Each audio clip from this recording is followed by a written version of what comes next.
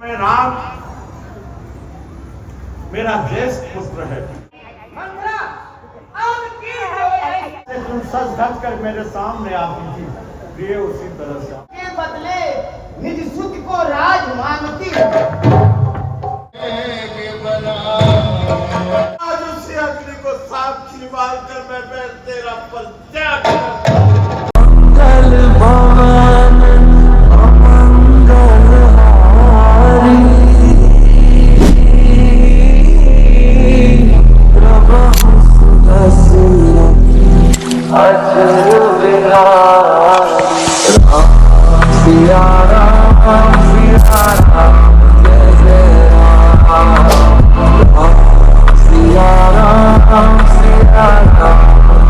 Hey guys, welcome to new vlog. बढ़िया होंगे, मस्त होंगे, ठीक होंगे। और गाइस आज है आपका डे 6। आज होगा राम जी का वनवास और कई संवाद दिखाया जाएगा, तो देखना ज़रूर वीडियो एंड तक, क्योंकि मज़ा बहुत आएगा वीडियो के अंदर। और आपने जो रेगुलर रामलीला नहीं देख पा रहा, वो मेरे चैनल को फॉलो करके सब्सक्राइब कर लो। मैंने एक प्लेलिस्ट बना दी है बजरंग रामलीला 2025। और जिसने मुझे इंस्टा पे भी फॉलो नहीं किया, प्रिंस तोमर व्लॉग्स के नाम से इंस्टा पे फॉलो कर लो, सारी अपडेट आपको मिलती रहती है। ठीक है, आज देखते हैं डे 6 की रामलीला। आपको ग्राउंड पे जाकर दिखाता हूँ पूरी रामलीला, और चैनल सब्सक्राइब जरूर कर लेना। और एक वीडियो पे प्यारा सा लाइक और कमेंट जरूर छोड़ दिया करो मेरी हर वीडियो में। जय श्री राम। और चलो चलते हैं ग्राउंड पे। जब मैं राज दरबार में आने के लिए तैयार हो रहा था, तभी मेरी दृष्टि मेरे कानों के बालों पे पड़ी और मैंने देखा कि मेरे कुछ बाल सफेद हो चुके हैं। इसका तात्पर्य यह है कि बुढ़ापा मेरे दहलीज पे खड़ी होकर के दस्तक दे रही है और कह रही है, हे राजन, अब तुम्हारा चौथापन आ गया है। जब मैं अपने आप को दर्पण में निहार रहा था, तब मैंने देखा कि मेरे श्रवण के बाल सफेद हो गए हैं। इसका अर्थ यह होता है कि मेरा चौथापन आ गया है। अवश्य राजा। हे गुरुदेव, मैं चाहता हूं कि राजसभा में आपकी उपस्थिति में अपने सभासदों, मंत्रियों से विचार विमर्श करने को उपरांत मैं राम को इस अयोध्या का राजा घोषित करूं।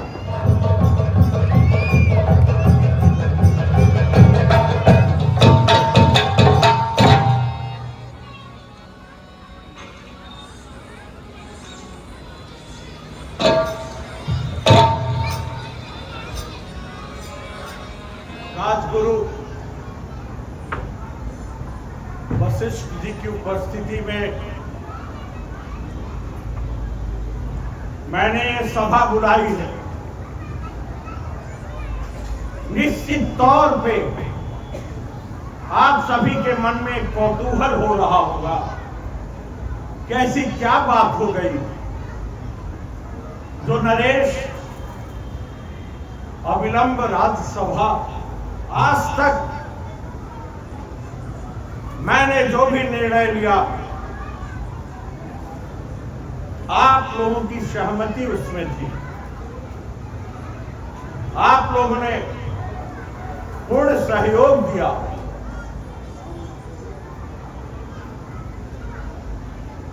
आज मेरे मन में एक अभिलाषा उत्पन्न हुई है। आपका ये दशरथ अब बूढ़ा हो चुका है, इसके श्रवण के बाल अब सफेद हो रहे हैं। इसका तात्पर्य यह होता है कि बुढ़ापा मेरे दहलीज पे खड़ी होकर के दस्तक दे रही है और कह रही है, हे राजन, इस मोह माया से अब निकलो और अयोध्या का राजा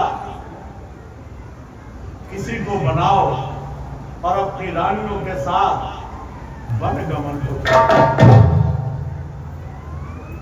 आप सब जानते हैं, मेरे चारों पुत्रों में राम मेरा ज्येष्ठ पुत्र है। जनप्रिय है,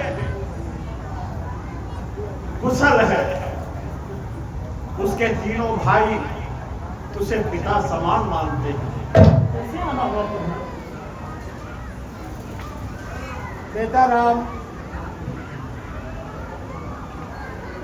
राजा दशरथ ने निश्चय किया है कि कल प्रातः ही आपका राज्याभिषेक करेंगे, तो इसलिए मैं आया हूँ आपको बताने के लिए कि प्रातःकाल शरीर में स्नान कर केस कटवाएं, शरीर में स्नान करें और राजसभा में उपस्थित हो।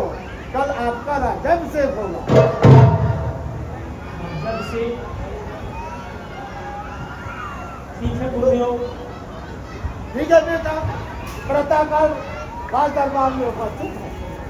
फिर ये कैसी लीला है?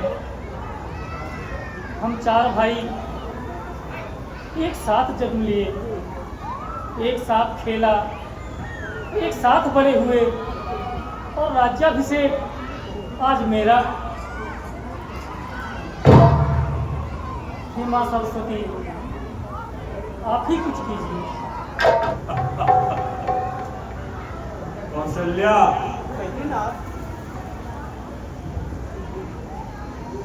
वर्षों से जो आंखें सपना देखती थी, आज उनके पूरा होने का समय आ गया। तो क्या है ना, हे कौशल्या, कहिए ना। आज मेरे मन में विचार हुआ कि मैं राम का राज्याभिषेक करूं, और मैं अपने राज्य सभा में पहुंचा। वहां मैंने यह प्रस्ताव गुरुजी के उपस्थिति में सभासदों के सामने रखा। जानती हो, सहर्ष ध्वनि से मेरे इस प्रस्ताव को अयोध्या की सभासद ने पारित कर दिया। आप लोग मंगल गान करें, खुशियां मनाएं, लेकिन महारानी कैकेयी दिखाई नहीं पड़ रही है। मैं जल्द ही कैकेयी के पास जाता हूँ। ये राजा राम राम आज होंगे राजा आए होंगे राजा।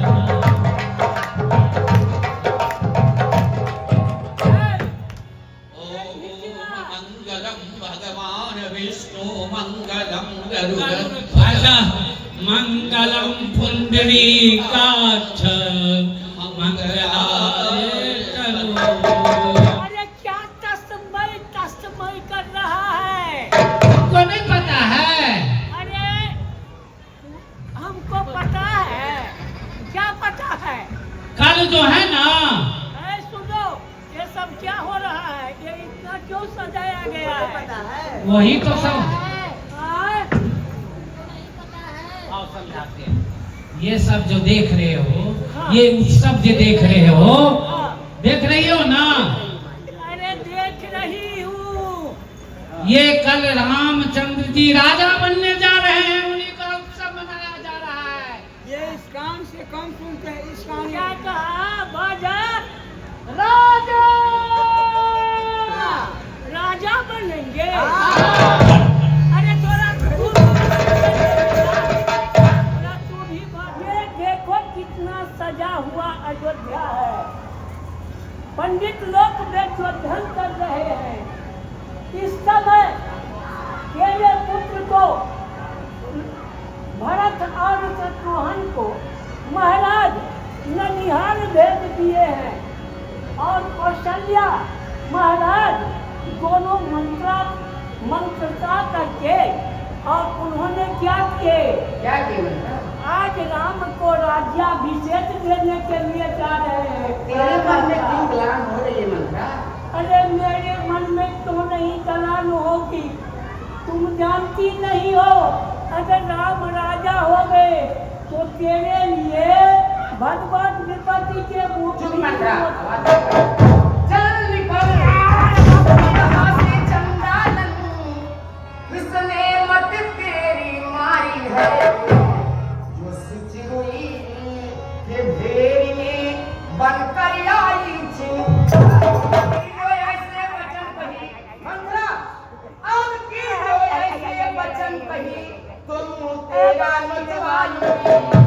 राम राज होगा छितर तुझको मारा। अरे ओ भोली, तुम भूल नहीं है, तुम्हें कुछ याद नहीं है, तुम अपने यादाश्त को सही करो। इस समय तेरे लिए बहुत ही शुभ अवसर है। अब क्या हो सकता है? अब अभी तो बहुत कुछ बाकी है। सुनो, तेरा 2 वरदान महाराज, हाँ महाराज के पास खाती है।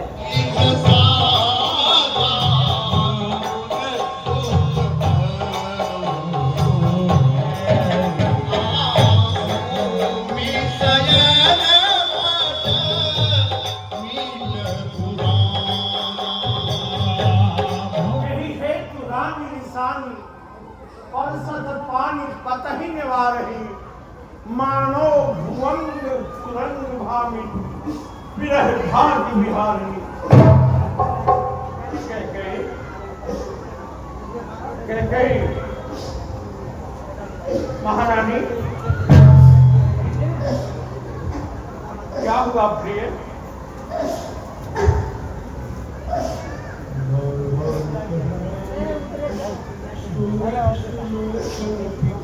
अरे मेरी बात तो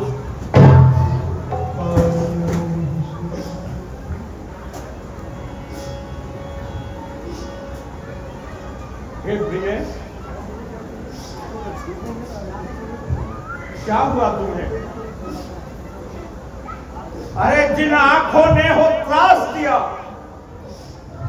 जिन आंखों ने हो त्रास दिया, वह आंखें छुड़वा दूंगा मैं। जो जिह्वा कड़वा बोली हो, वो जिह्वा कड़वा दूंगा। अरे जो पोप भवन में बैठी हो, भारी तुम कोई पल है जो तुम्हें प्राण सा प्यारा है, अरे उसका तो लाज। उठो प्रिय, अपने कष्ट का कारण बताओ। मैं कौन तुम्हारी होती हूँ? मैं कौन तुम्हारी होती हूँ? क्यों मुझे मनाने आए हो? रखते हो मन में स्वार्थ भाव, प्रत्यक्ष दिखाने आए हो। कैसी बातें कर रही हो? इस जग में कौन हुआ किसका? इस जग में कौन हुआ किसका? सब मुंह देखन की चाहत है वही तुम्हारी प्राण प्रिया, जिस पर पूरी अर्पणायत। अब समझा, तो मैं तुम्हारे पास विलंब से आया, इसलिए मेरी प्रिय तुम नाराज हो गई। अरे गजगामिनी, मृगनयनी, कोकिले, मैं तो तुम्हारे पास ही आ रहा था। अरे चांद सा चेहरा तुम्हारा, सुनो, चांद सा चेहरा तुम्हारा किस लिए यूं सुस्त है? रंजो मलाल खयाल से या फिर दर्द से? साज सब श्रृंगार के, अरे साज सब श्रृंगार के बिखरे हुए हैं किसलिए? और हुस्न का बाजार यूं उजड़ा। प्रिय, कहो, अपनी बात कहो। प्रभु, तुम कहते हो मांगो रानी, प्रभु आप कहते हो मांगो रानी, वह जान मांग कर मिलती है, बिन मांगे मोती मिलती है, मांगने से भी मिलती है। अच्छा जो मांग शीश पर है, अच्छा जो मांग शीश पर है, देखिए मांग क्या देती है, बिखरे बालों मांग सदा हाथों से बदलाती है। अरे रानी, मेरी बात तो सुनो। मैं तो तुम्हारे पास आ रहा था, सोचा आज की रात हम तुम्हारे साथ बिताएंगे, क्योंकि कल जो सपने हम और आप देखा करते थे, उनके पूर्ण होने का समय आ गया है। हम और तुम एक कोने खड़े रहेंगे और राम का राज्याभिषेक हो रहा होगा। वो राम जो कभी कौशल्या के पास नहीं सोया, वो राम जो कौशल्या का होते हुए भी सदा तुम्हारी कोख में पला, और आज आप ऐसी बातें कर रहे हैं। हे प्रिय, यदि तुम्हारे अंदर कोई कष्ट है तो मुझसे कहो, कुछ मांगना चाहती हो तो मांग लो, देने के लिए तैयार हूं। लेकिन इतना सुंदर चेहरा और ये स्वरूप मेरे मन को बड़ा ही कष्ट दे रहा है। मैं कहता हूं तुम्हारे पास 2 वरदान है, जी प्रभु। तो आप 4 मांग लो, मैं 4 देने के लिए तैयार हूं, लेकिन अपना यह स्वरूप बदलो, और जिस तरह से तुम सज धज कर मेरे सामने आती थी प्रिय, उसी तरह से आप रखने वाले हो, रघुवंशी हो, सत्यवादी हो, प्रतिपालन करने वाले। अरे सीधे सीधे विषय पर आओ, तुम क्या चाहती हो? नाथ, मुझे पुरुषों पर विश्वास नहीं हो रहा है, पुरुषों पर विश्वास नहीं है। मैं चाहती हूँ, क्या कहा? मैं ये चाहती हूँ स्वामी, पुरुषों पर विश्वास नहीं हो रहा मुझे। आज तुम्हें अपने दशरथ पर भी विश्वास नहीं हो रहा? मैं ये चाहती हूँ कि राम का सौगंध आप खा लें तो मुझे पूरा विश्वास हो जाएगा कि मेरा ये 2 वरदान अवश्य प्रभु। कैसी बातें कर रही हो कैकेयी? क्या ये शोभा देता है हम और आप अपने पुत्रों की सौगंध में? तो यही तुम्हारी जिद है? जी स्वामी। तो ठीक है प्रिय, जहां शुभ कार्य हो रहा है, मैं छोटी सी बात के लिए इसको अशुभ में बदलना नहीं चाहता। अरे खड़ा हूं जिस जगह पे, खड़ा हूं जिस जगह पे वो राजभवन है, साक्षी आकाश, धरती और पवन है आन पहली मर्तबा, है आन पहली मर्तबा उस पाक नाम की, और खाता हूं तेरे सामने सौगंध। प्राणनाथ, वो खाती आज मांगती हूँ, कौशल्या नंदन के बदले निज सुत को राज मांगती हूँ। क्या कहा? अरे कैकेयी, कहिए प्राणनाथ। ये कौन सा रूप तुम धारण कर रही हो? के लिए मैं अयोध्या की तकदीर बदल दूं। राम मेरा देश पुत्र है, जरा सोचो तुम क्या कह रही हो? मैं ठीक है महाराज जी, सुनिए ना। ऋण की जो दूसरा है मेरा, ऋण की जो दूसरा है मेरा, सुन सुनकर संबित मत होना। क्षत्रिय नरेश कहलाते हो तो सबसे विचलित मत होना। प्राणनाथ, ध्यान से सुनिएगा। राजा जो राम हो रहा है, राजा जो राम हो रहा है, वह राजा नहीं उदासी है। कल ही से 14 वर्षों तक कपटी बनकर बनवासी। सोच रहे हो इन दुख ने किन्हें दबाया है, इसी कारण बताने के लिए तुमको मैंने बुलाया। क्या कारण है माता? पुत्रा, बताइए। एक समय की बात है, मेरे 2 वरदान प्रभु जी हाथी के रूप में पड़े थे। आज वही वरदान मैंने मांग ली। ये सब सुन के नाथ में मूर्छित हो गए हैं। वरदान कौन था?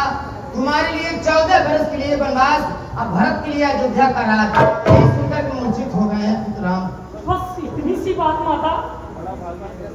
और पिताजी की ये अवस्था। अरे बड़भागी वह बेटा है जो पितु माँ का आज्ञाकारी है। यदि आज्ञा माता यही आज्ञा दे तो जीवन सफल हमारा। हम इतने बड़े हुए फिर भी यह खेद हमेशा रहा हमें। माता या पिता किसी ने भी आज्ञा न कोई दिया हमें। हम स्वयं विचारा करते थे कि थोड़ा सा समय वनों में दे, तब जानेंगे कि दुख क्या है जब जीवन दुखी जनों में दे। माता, अरे सच कहता हूँ, मन की कहता हूँ, है तिलक बहुत ही भार मुझे। यह भरत प्राण प्यारे को हो, इसमें है हर्ष अपार मुझे। और इतनी सी बात पे पिताजी की ऐसी अवस्था। माते, कहो पुत्र, तुमको तो ज्ञान ही होगा। मंजली माता ने भैया राम के लिए वनवास मांगा है, मांगने वाली है, जो मांग रही है राज तिलक। अधिकार जिसे है गद्दी का, होगा उसका ही राज तिलक। अन्याय अगर होता है तो क्यों चुप रहने में संतोष नहीं। बन जाने की भी अब रही, क्यों जाए जब कोई दोष नहीं। प्रतिकूल पिताजी के प्रण से पुत्रों का चलना ठीक नहीं, इसलिए मौन रहना अच्छा, यह बात निकलना ठीक नहीं।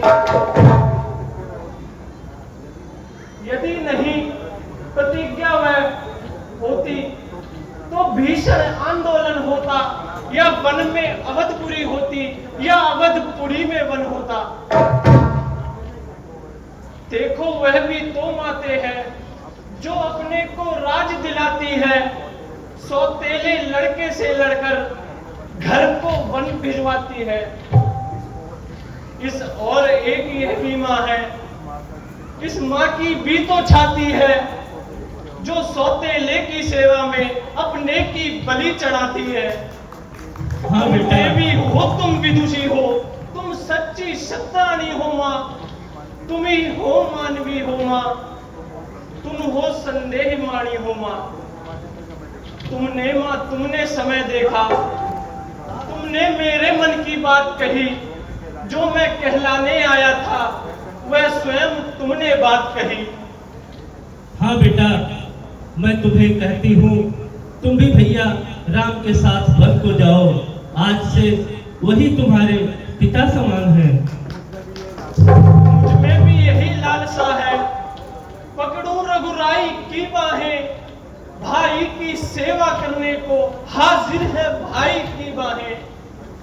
अच्छा अब देर नहीं अच्छी, आशीष तो शीश नवाओ माँ। 14 वर्षों को शक्ति भरो, इस सर पर हाथ धरो माँ। उनके साथ वन को जाना चाहती हूँ माता। बेटा राम,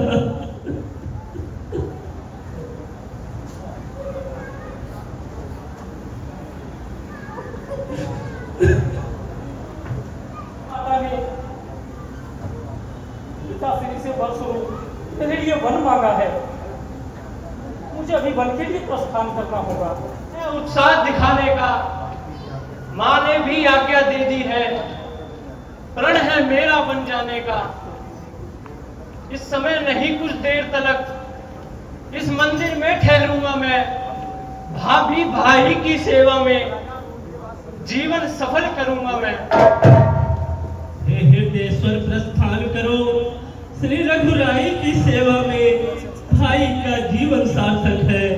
भाभी भाई की सेवा में जो धर्म आपका स्वामी है, सब समय उसी पर तत्पर है। भगवान जानता है मेरा कृत कृत्य हुई यह सुंदर। मैं भी कहती हूँ वही दिन है अति उत्साह दिखाने का, प्राणेश्वर यही अवसर है रघुकुल में पुर मिले ना तुम, साक्षात देव कन्या हो तुम। माता हो जहाँ सुमित्रा सी, पति पत्नी उर्मिला समान हो। उस घर की शोभा है, धरती पर ही स्वर्ग है। अच्छा ठीक है उर्मिले, अब मुझे जाने दो। जी भैया, क्यों इतने व्याकुल हो? अरे बनकी पोसा, अरे तुम मेरी भुजा दूसरी हो, तुम मेरे प्राण दूसरे हो, तुम मेरे धनुष दूसरे हो, तुम मेरे बाण दूसरे हो। कहने को तो हम तुम दो हैं, वास्तव में वंश एक ही है रक्त एक है तत्व एक, रघुकुल का वंश एक ही है। भाई जब भाव यही है तो ममता क्यों तोड़े जाते हो? मैं तो सेवक चरणों का हूँ, मुझको क्यों छोड़े जाते हो?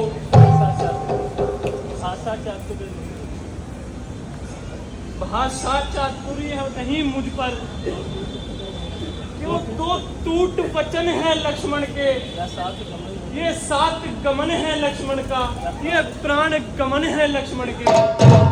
भाई तो धैर्य धारण करो, है मैं सिया सहित बन जाता। मामा गृह भरत शत्रुघ्न है, इस ओर पिताजी माताजी, सो का तुझ और मलिन मन है, इसलिए रहो तुम यही लग।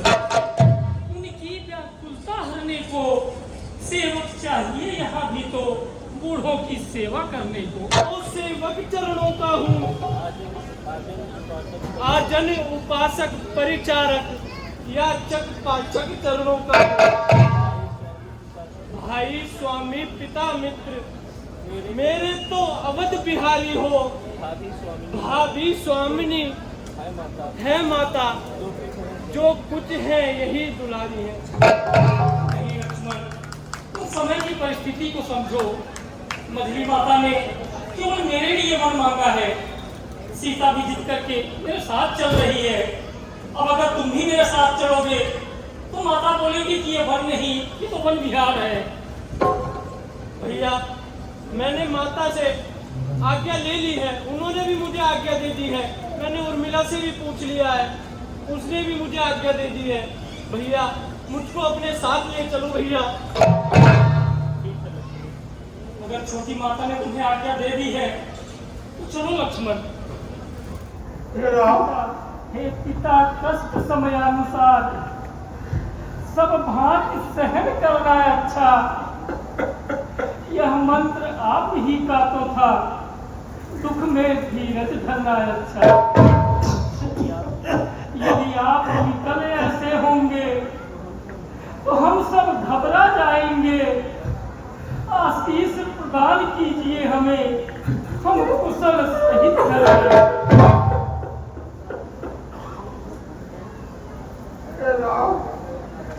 क्या तुम्हारे साथ लक्ष्मण और जनक नंदिनी सीता मेरी पुत्र बधू, हे विधाता, हे विधाता।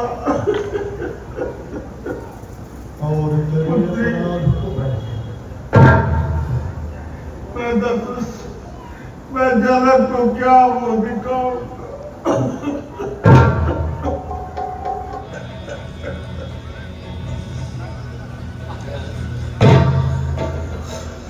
अधीर मत होइए पिताजी।